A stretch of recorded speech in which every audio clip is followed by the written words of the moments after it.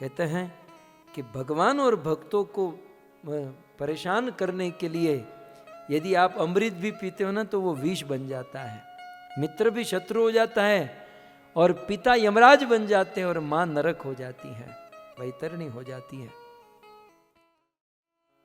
हाथियों के नीचे कुचलने का प्रयास, लेकिन हाथी गजराज बड़े बड़े विशाल काय हाथी दौड़कर आते, प्रहलाद को रौंद दे। महावत हाथी के ऊपर बैठे होते थे, लेकिन जैसे हाथी दौड़कर प्रहलाद के पास पहुंचते, हाथी रुक जाता। जैसे आप लोग कार में हैंड ब्रेक मार देते ना, कभी कभी खींच लेते, बिल्कुल खिल्ला हो जाती है कार, एक स्थान पर रुक जाती है, हाथी बिल्कुल ऐसे खड़ा रह जाता। वो महावत ऊपर से अंकुश मारता, प्रयास करता कि भाई इसके ऊपर चढ़ो, इसको मारो, लेकिन हाथी प्रहलाद को देखकर दूर हो जाता। दंद सुकेश, एक कमरा था जिसमें हजारों विषधर सर्प, और उस कमरे में प्रहलाद को छोड़ दिया, बाहर से कमरा बंद, और सर्प डंक मारे। विष्णु पुराण में वो सर्प बोले हैं, मुझे बहुत अच्छा लगा। वेदव्यास जी ने सर्पों को बुलवाया, सर्प कांपते कांपते हिरण्यकशिपु के पास गए, महाराज ये आपका लड़का किस माटी से बना है, क्या खिला पिला कर इसको पैदा किया है, हम लोग इसको कितना डंक मारे, हमारे दांत गिर गए, हमारे मणि फिसल गए, हमारा सारा विष समाप्त हो गया, लेकिन महाराज आपके बेटे को कुछ नहीं हो रहा है, पता नहीं किस माटी से बना है, आप इसे ले जाए नहीं तो हम लोग मर जाएंगे, हम खत्म हो जाएंगे। दिग्गजे दंद सुकेश अभिचारा, कल आपने सुना ना, कृत्या प्रकट करके प्रहलाद को मारने का प्रयास, लेकिन कृत्या ने जिसने प्रकट किया उसी को मार दिया, प्रहलाद बच गए। क्योंकि जाको राखे साई, मार सके न कोई, बालन बाका कर सके, जो जग वेरी होए। जिसकी रक्षा करने के लिए ईश्वर बैठा है, उसका कोई बाल भी बाका नहीं कर सकता। नारायण कवि ने लिखा, द्वय हाथन वारो सखे, जन को कहां बिगार। ये दो हाथ वाला ईश्वर के बंदे का, भगवान के भक्त का क्या बिगाड़ पाएगा। दो हाथन वालो सखे, जन को कहां बिगार। क्यों? क्योंकि नारायण रखवार है, जाके भुजा हजार। सहस्त्र भुजा वाला जिसकी रक्षा करने के लिए बैठा है, दो हाथ वाला उसका कुछ बिगाड़ नहीं सकता। प्रहलाद की रक्षा के लिए भगवान जो उपस्थित थे। माया भी सन्निरोधेश गर दानेर भोजने, भोजन में विष दिया गया, लेकिन मीराबाई की तरह कि विष भी अमृत बन गया। ये है प्रहलाद की भक्ति। बड़े विघ्न आए 5 साल के बालक के जीवन में, क्या क्या विघ्न। उसके बाप ने उनको मारने का कितना प्रयास किया। ऊपर बहुत ऊंचे पर्वत से, आज भी वो पर्वत हैं दक्षिण भारत में, आप जाओगे ना, आज भी वो पर्वत दिखाते हैं, यहाँ से प्रहलाद को फेंका गया था। जो अपने आप को प्रहलाद मानते हैं तो वहाँ से गिरना चाहिए, चेक करना चाहिए कि भाई हम कितने डिवोटी पक्के हैं। तो बहुत ऊंचे पर्वत से प्रहलाद को गिराया गया। अब तो हिरण्यकशिपु के जो अनुचर थे कहे कि महाराज हड्डी भी नहीं मिलेगी, इतना ऊंचे से फेंका है ना, उसका शरीर, उसका कुछ मिलने वाला नहीं, आप चिंता मत करो, आप मौज करो। लेकिन प्रहलाद को ऊपर से फेंका, भगवान कैसे मरने देंगे। ईश्वर छोटी सी जान, 5 साल का बेटा और लड़का भजन कर रहा है, कैसे मरने देंगे। भगवान विष्णु ने ऊपर से गिरने वाले प्रहलाद को अपने हाथों में पकड़ लिया, घर भेज दिया। प्रहलाद अपने घर पर बेल बजाते, हिरण्यकशिपु दरवाजा खुलते, कौन आया? तो देखा प्रहलाद, तू? बोले हाँ पिताजी, जिस पर आपकी कृपा होगी वो कैसे मर सकता है। हिरण्यकशिपु सिर पकड़कर बैठ गया और प्रहलाद का हाथ पकड़कर एक बहुत बड़े कमरे में लेकर आया। और हिरण्यकशिपु प्रहलाद से कहता है, प्रहलाद हम तुझे मारने का इतना प्रयास कर रहे हैं, हम तुझे मारने का इतना प्रयास कर रहे हैं, लेकिन तू मर क्यों नहीं रहा है, तुझे कुछ लग क्यों नहीं रहा है। तू कोई जादू टोना जानता है, तू कोई जंतर मंतर जानता है, तू मर क्यों नहीं रहा है। प्रहलाद ने कहा, पिताजी मेरा जादू टोना समझिए, जंतर मंतर समझिए, मेरे पास तो एक ही चीज है, और वो क्या है? मंत्र जंत्र मेरे हरि नाम, मंत्र जंत्र मेरे हरि नाम, घट घट में जाको विश्राम, घट घट में जाको विश्राम।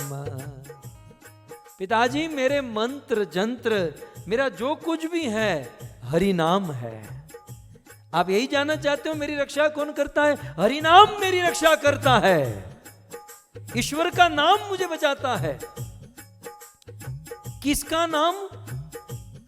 बोले हरि का नाम, विष्णु का नाम। विष्णु का नाम सुनते ही हिरण्याकश्यप का खून खौलने लगा। कहां है तेरा विष्णु? हिरण्यकश्यप कहले कहां है तेरा विष्णु? आज मैं तेरे विष्णु को देखना चाहता हूं। प्रहलाद महाराज तो हरियन घेर न होई, जिना फड़िया मां कुंजर फरे, इन्हें वही निवातु न होई, केहरी बच्चा ने कागड़ा। हिरण्याकश्यप इतना चिल्ला रहा है, इतना गरज रहा है, हाथ में तलवार है, अभी मारे अभी मारे। कहां है तेरा विष्णु? बार बार पूछ रहा है। लेकिन प्रहलाद बिल्कुल शांत, निर्भय। प्रहलाद कहते हैं पिताजी एक बात कहूं, आपने प्रश्न ही रॉन्ग पूछा है। आपका प्रश्न ही गलत है। आप ये मत पूछिए मेरे विष्णु कहां है, आप ये पूछिए कि मेरे विष्णु कहां नहीं है। घट घट में जाको विश्राम, घट घट में जाको विश्राम। पिताजी घट घट में, जन जन में, मैं जहां देखूं वहां मुझे तो विष्णु ही विष्णु, मेरा ईश्वर ही दिखाई देता है। इतो नरसिम्हा पर तो नरसिम्हा, यतो यतो या मित तो नरसिम्हा, यतो यतो यामित तो नरसिंहा। बाहेर नरसिंहा हृदये नरसिंहा, नर श्रृंगमदिं शरणं प्रपद्ये, नर श्रृंगमदिं शरणं प्रपद्ये। पिताजी मैं तो जहां देखूं वहां मुझे तो मेरे विष्णु, मुझे मेरे ईश्वर दिखाई दे रहे हैं। उसी समय हिरण्यकशिपु की दृष्टि एक धधकते हुए खंबे पर गई और उस खंबे की ओर उंगली करके हिरण्यकशिपु कहता है कि क्या इस खंबे में तेरा विष्णु है? अब मुझे ऐसा लगता है कि जब हिरण्यकशिपु से पूछ रहा था ना कि खंबे में तेरा विष्णु है, तो भगवान विष्णु भी कंफ्यूज होते होंगे कि यार इस खंबे में बैठूं, इस खंबे में जाऊं, ये पागल कहां उंगली दिखाएगा? क्योंकि ऐसे हाथ करते भगवान इस खंबे में, ऐसा हाथ लगे इस खंबे में, इस खंबे में। भगवान भी बेचारे जंप मारने लगे, कभी इस खंबे में, कभी यहां, कभी यहां, क्योंकि इसका भरोसा नहीं कि कहां उंगली करेगा। तब अंत में हिरण्यकशिपु ने एक खंबे में उंगली दिखा कर कहा कि इस खंबे में तेरा विष्णु है? अवश्य है पिताजी, मेरे विष्णु, मेरे भगवान यदि सभी जगह पर हैं तो इस खंबे में भी है।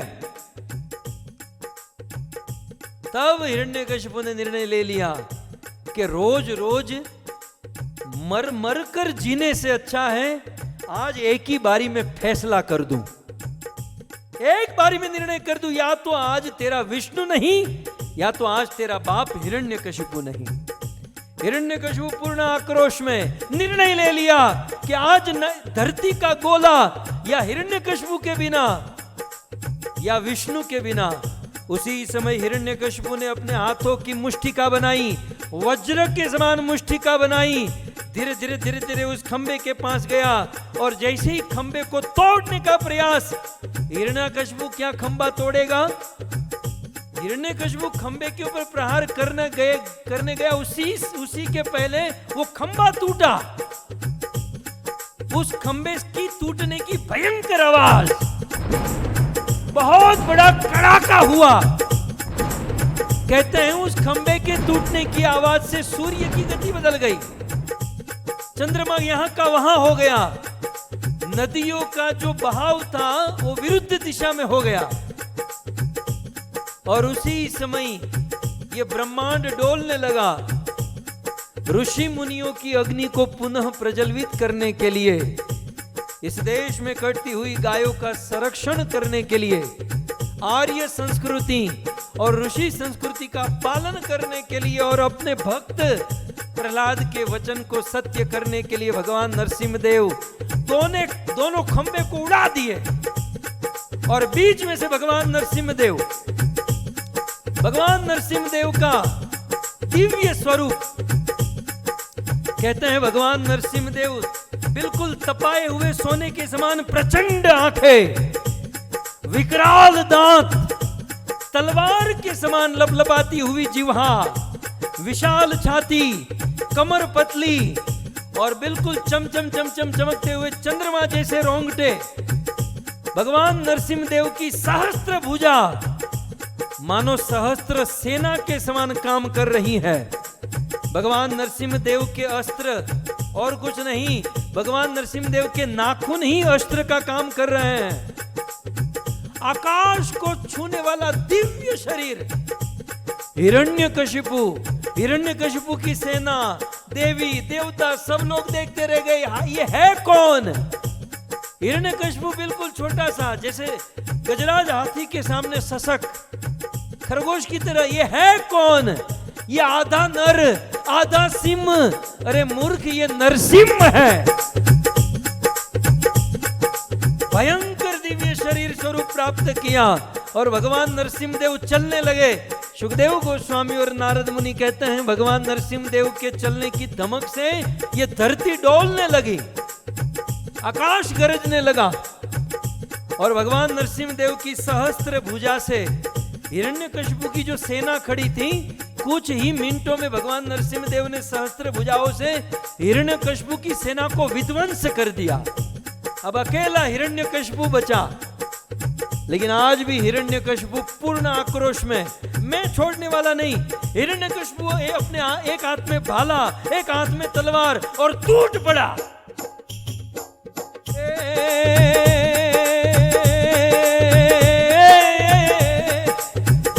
कर सर पर सधर यमर कर अनुसार, कर परवर धर मेल करे,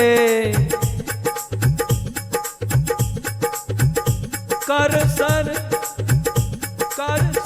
पर सधर यमर कर अनुसार, कर परवर धर मेल करे, ए हरिहर सुर यवर यपर यतियन कर, नटवर मनहर भैर बने, मनहर मटक लटक, तट निकट मुकट शिर सवर्ण में, कण रण पट फरण पद गूंगर, रंग भर सुंदर श्याम मेरे जी रंग भर सुंदर, श्याम मेरे जी रंग भर सुंदर, श्याम में। भयंकर युद्ध छिड़ा है, दोनों एक दूसरे पर टूट पड़े। भगवान नरसिंहदेव जैसे एक गरुड़ किसी सांप को झपट मार के उठा लेता है, वैसे भगवान नरसिंहदेव ने हिरण्यकशिपु को झपट मार के उठा लिया, लेकिन हिरण्यकशिपु भगवान नरसिंहदेव के हाथों से छूट गया। पुनः घमासान युद्ध, और युद्ध करते करते करते भगवान ने देखा कि संध्या का समय हो चुका है। बस संध्या के समय की राह भगवान देख रहे थे। जैसे ही संध्या का समय हुआ, भगवान नरसिंहदेव ने हिरण्यकशिपु को मारने का निर्णय कर लिया, और हिरण्यकशिपु को मारने का निर्णय करते ही